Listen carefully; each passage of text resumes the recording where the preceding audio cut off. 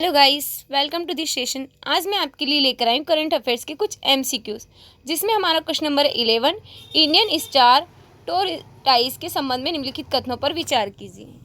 हमें first they रखा है भारतीय उपमहाद्वीप का स्थानिक होने के कारण साथ जो उत्तर पश्चिमी भारत, दक्षिण भारत तथा श्रीलंका के शुष्क घास के मैदानों एवं सवाना क्षेत्रों में मिलता है। सेकेंड वाला, इसे IUCN रेड लिस्ट के अंतर्गत सुमेघ श्रेणी में सूचीबद्ध किया गया है। हमें इसमें से बताना है कितने या कौन से कथन सही है। इसका जो हमारा आंसर होगा वो क्या होगा, सी। इसमें हमारा फर्स्ट सेकंड दोनों ही सही है। इसके बारे में हम डिटेल में पढ़ते हैं। इंडियन स्टार टर्टाइज जो हमारा रहता है आवास स्थल, ये भारतीय उपमहाद्वीप का स्थानिक होने के साथ उत्तर पश्चिमी भारत, दक्षिण भारत तथा श्रीलंका के शुष्क घास के मैदानों एवं सवाना क्षेत्रों में मिलता है, इसलिए हमारा फर्स्ट है वो सही है। संरक्षण स्थिति जो रहती है इसकी IUCN रेड लिस्ट में सुमेघ तथा जो हमारा साइट्स के परिशिष्ट 1 के अंतर्गत सूचीबद्ध है, इसलिए जो हमारा सेकेंड है वो भी सही है। खतरा है जो इसका वन्य जीव अपराध नियंत्रण ब्यूरो के अनुसार स्टार टर्टाइज का 90% व्यापार इंटरनेशनल पेट मार्केट के हिस्से के रूप में होता है। हमारा क्वेश्चन नंबर है 12, निम्नलिखित कथनों पर विचार कीजिए। हमें फर्स्ट दे रखा है मानव अधिकार दिवस प्रतिवर्ष 10 दिसंबर को मनाया जाता है, जिसमें न्याय, शांति और समानता के आधार के रूप में मानव अधिकारों के महत्व पर प्रकाश डाला जाता है। सेकेंड वाला है वर्ष 2006 में स्थापित संयुक्त राष्ट्र मानव अधिकार परिषद अपने 47 सदस्य देशों के माध्यम से वैश्विक मानव अधिकार संरक्षण को बढ़ावा देती है। थर्ड वाला है भारत संयुक्त राष्ट्र मानव अधिकार परिषद का सदस्य नहीं है। तो हमें इसमें से बताना है कितने या कौन से कथन सही है। इसका जो हमारा आंसर क्या होगा, बी। फर्स्ट सेकंड दोनों ही सही है, लेकिन जो हमारा थर्ड वाला है वो रोंग है। भारत संयुक्त राष्ट्र मानव अधिकार परिषद का सदस्य है, तो इसका क्या होगा, हमारा यहाँ पर इसका सदस्य है, तो ये वाला हमारा आंसर रोंग होगा। थर्ड वाला फर्स्ट सेकंड सही होगा। प्रतिवर्ष 10 दिसंबर को मनाया जाने वाला मानव अधिकार दिवस न्याय के आधार के रूप में मानव अधिकारों के महत्व पर प्रकाश डालता है, इसलिए जो हमारा फर्स्ट है वो सही है। वर्ष 2006 में स्थापित संयुक्त राष्ट्र मानव अधिकार परिषद अपने 47 सदस्य देशों भारत सहित के माध्यम से वैश्विक मानव अधिकार संरक्षण को बढ़ावा देने पर केंद्रित है, इसलिए जो हमारा सेकेंड है वो भी सही होगा। भारत संयुक्त राष्ट्र मानव अधिकार परिषद का सदस्य है, तो इसलिए जो हमारा थर्ड वाला है वो रोंग है। हमारा क्वेश्चन नंबर 13, चतुर्भुज सुरक्षा संवाद क्वाड के संदर्भ में निम्नलिखित कथनों पर विचार कीजिए। हमें फर्स्ट दे रखा हिंद महासागर क्षेत्र में प्राकृतिक आपदा के जवाब में गठित क्वाड को एक दशक की निष्क्रियता के बाद वर्ष 2017 में पुनर्जीवित किया गया था। सेकेंड वाला है क्वाड के पास एक औपचारिक संगठनात्मक संरचना और एक स्थायी निर्णय लेने वाला निकाय है।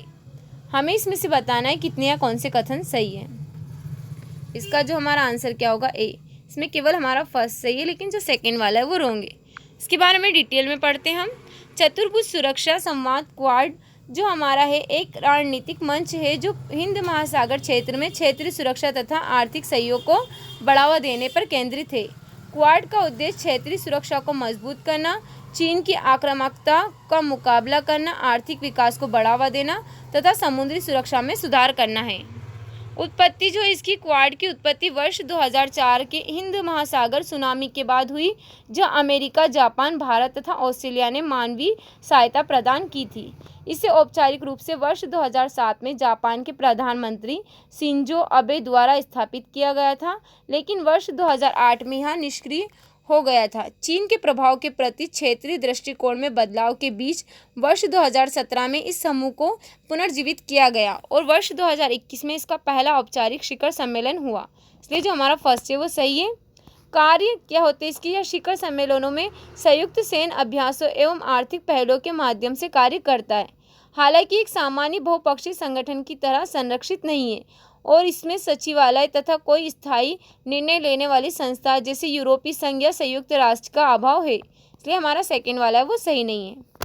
हमारा क्वेश्चन नंबर 14, हाल ही में समाचारों में रही परियोजना नमन और जो संबंध निम्नलिखित में से किससे संबंधित है। तो हमें इसमें से बताना है किससे संबंधित है। पहला दे रखा है हमें ग्रामीण युवाओं के लिए डिजिटल साक्षरता कार्यक्रम। सेकेंड वाला है रक्षा प्रतिष्ठानों में नवीकरणीय ऊर्जा परियोजनाएं। थर्ड वाला है भारतीय सशस्त्र बलों के सेनानिवृत्त सैनिकों और उनके परिवार का कल्याण। फोर्थ दे रखा है आपदा प्रभावित क्षेत्रों का पुनर्वास। हमें इसमें से बताना है किससे संबंधित है। तो इसका आंसर क्या होगा हमारा सी, भारतीय सशस्त्र बलों के सेवानिवृत्त सैनिकों और उनके परिवारों के कल्याण के लिए इसका गठन किया गया था। परियोजना नमन और जो हमारा संबंध है भारतीय सशस्त्र बलों के सेवानिवृत्त सैनिकों और उनके परिवारों के कल्याण और सहायता पर केंद्रित पहल है। परियोजना नमन इसका उद्देश्य सेवानिवृत्त सैनिक के लिए पेंशन सेवाओं को सरल बनाना, जीवन प्रमाण पत्र प्रस्तुत करने तथा पेंशन संवितरण जैसी सेवाओं तक आसान पहुंच सुनिश्चित करना है। परियोजना संबंध एक व्हाट्सएप आधारित चैटबॉट है जो भूतपूर्व सैनिकों को आसानी से शिकायत दर्ज करने और उसका समाधान करने में मदद करता है। इस प्लेटफॉर्म ने 1 वर्ष से भी कम समय में 1700 से अधिक मामलों को सुलझाने में मदद की है। इन कार्यक्रमों का उद्देश्य न केवल शहीद सैनिकों के बलिदान को याद करना है, बल्कि उनके परिवार, विशेष रूप से युद्ध में विकलांग हुए सैनिकों और युद्ध विधवाओं, वीर नारियों के योगदान को भी याद करता है। इसलिए जो हमारा थर्ड वाला है वो सही है। हमारा क्वेश्चन नंबर 15, मृत्युदंड और दया याचिका से संबंधित निम्नलिखित कथनों पर विचार कीजिए। हमें इसमें से बताना है कितने या कौन से कथन सही है। फर्स्ट दे रखा हमें, भारत का संविधान स्पष्ट रूप से मृत्युदंड को असंवैधानिक घोषित नहीं करता है। सेकंड वाला, भारतीय संविधान के अनुच्छेद 70 के अंतर्गत कोई भी अपराधी भारत के राष्ट्रपति के समक्ष दया याचिका प्रस्तुत कर सकता है। थर्ड वाला, राष्ट्रपति को उन सभी मामलों में क्षमा प्रदान करने का अधिकार है जहां सजा सेना न्यायालय द्वारा दी गई हो। तो इसका जो हमारा आंसर होगा वो क्या होगा, इसका आंसर हमारा बी। इसमें हमारे केवल 2 सही है, कौन सा, फर्स्ट और थर्ड। लेकिन जो हमारा सेकंड वाला है वो रॉन्ग है। भारतीय संविधान के अनुच्छेद 72 के अंतर्गत कोई भी अपराधी भारत के राष्ट्रपति के समक्ष दया याचिका प्रस्तुत कर सकता है, न कि 70 के। तो यहाँ पर क्या होगा हमारा, कौन सा अनुच्छेद होगा, 72। इसलिए हमारा सेकंड वाला रॉन्ग है। इसके बारे में डिटेल में पढ़ते हैं हम। भारत में मृत्युदंड भारतीय न्याय संहिता BNS 2023, भारतीय नागरिक सुरक्षा संहिता BNSS 2023 और अन्य विशेष विधियों के विभिन्न प्रावधानों द्वारा शामिल है। जो हमारा भारतीय संविधान में स्पष्ट रूप से मृत्युदंड को असंवैधानिक घोषित नहीं किया गया है। इसलिए जो हमारा फर्स्ट वाला है वो सही है। हालांकि जैसा कि बच्चन सिंह बना पंजाब राज्य 1980 में रेखांकित किया गया है, सर्वोच्च न्यायालय ने ऐसे मामलों के लिए 5 श्रेणियां निर्धारित की है, जिनमें क्रूर हत्या, दुराचारी आशय और बड़े पैमाने के अपराध शामिल है, जिनमें मृत्युदंड दिया जाता है। दया याचिका मृत्युदंड या कारावास की सजा पाए किसी व्यक्ति द्वारा राष्ट्रपति या राज्यपाल जैसा भी मामला हो से दया की मांग करते हुए किया गया औपचारिक अनुरोध है। भारत में संवैधानिक ढांचे के अनुसार राष्ट्रपति के पास दया याचिका एक दोषी का अंतिम संवैधानिक उपाय है, जिसका अनुरोध वह दोषी तब कर सकता है जब उसे किसी न्यायालय द्वारा दंड दिया जाता है। एक दोषी भारत के संविधान के अनुच्छेद 72 के तहत भारत के राष्ट्रपति के समक्ष दया याचिका प्रस्तुत कर सकता है। इसलिए जो हमारा सेकेंड है वो सही नहीं है। राष्ट्रपति को किसी अपराध के लिए सिद्ध दोष ठहराए गए किसी व्यक्ति के दंड को क्षमा, उसका प्रविलंबन, विराम या परिहार करने की अथवा दंडादेश की निलंबन, परिहार या लघुकरण की शक्ति है। यह शक्ति उन सभी मामलों में निहित है जिनमें दंड या दंडादेश सेना न्यायालय ने दिया है। इसलिए जो हमारा थर्ड है वो भी सही है।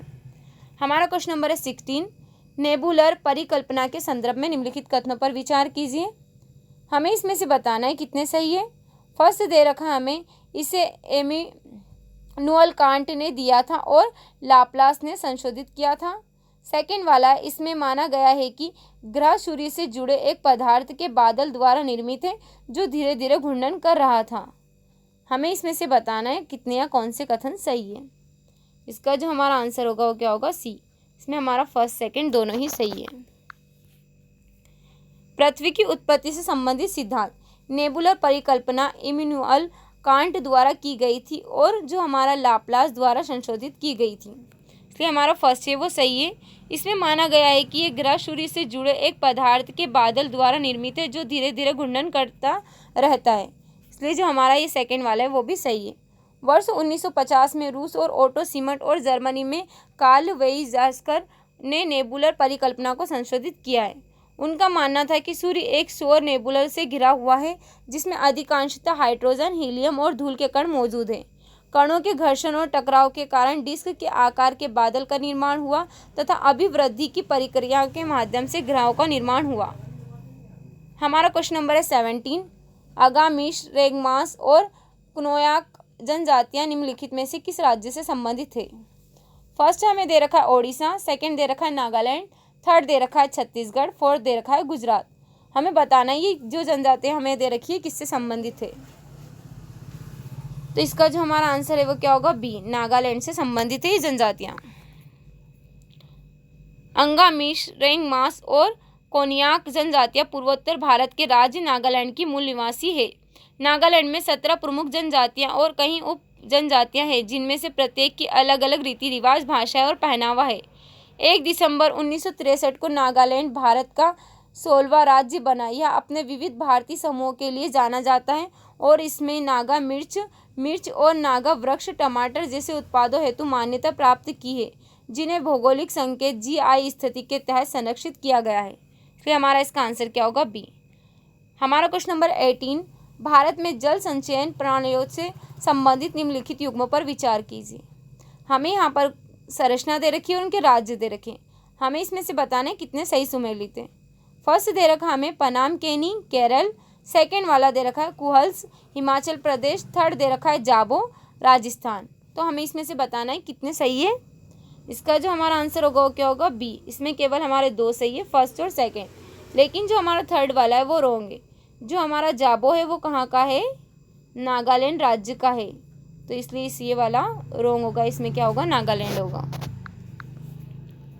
भारत में प्राचीन जल संचयन प्रणालियों की समृद्ध विरासत है, जो विविध भौगोलिक परिस्थितियों के अनुरूप इसकी पारंपरिक प्रथाओं की सरलता और स्थिरता को दर्शाती है। पनामकेनी केरल की एक पारंपरिक जल संचयन प्रणाली है, जिसमें ताड़ी के तने से बने बेलनाकार कुएं शामिल है, जिन्हें अक्सर पवित्र माना जाता है। इसलिए हमारा फर्स्ट है वो सही है।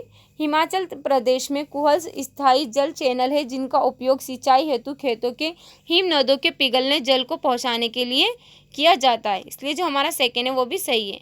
हालांकि जल संरक्षण को कृषि और पशु देखभाल के साथ एकीकृत करने वाली प्रणाली जाबो को प्रचलन राजस्थान में नहीं बल्कि कहाँ? नागालैंड में है।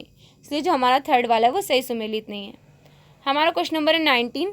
निम्नलिखित कथनों पर विचार कीजिए। हमें इसमें से बताना है कितने या कौन से कथन सही है। फर्स्ट हमें दे रखा है पश्चिमी घाट यूनेस्को विश्व धरोहर स्थल है तथा विश्व में जैव विविधता के 8 सबसे अधिक आकर्षण केंद्रों में से एक है।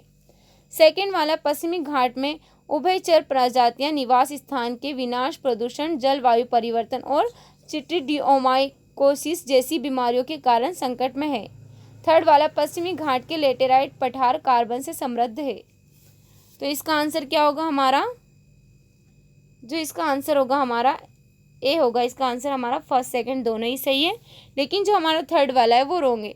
पश्चिमी घाट के जो लेटेराइट पठार जो है पठार वो किससे, जो हमारा क्या होता है यहाँ पर लो और कार्बन से समृद्ध है। तो यहाँ पर हमारा लो और एल्यूमिनियम से है, ना कि कार्बन से। तो इसलिए जो इसका हमारा आंसर होगा वो क्या होगा?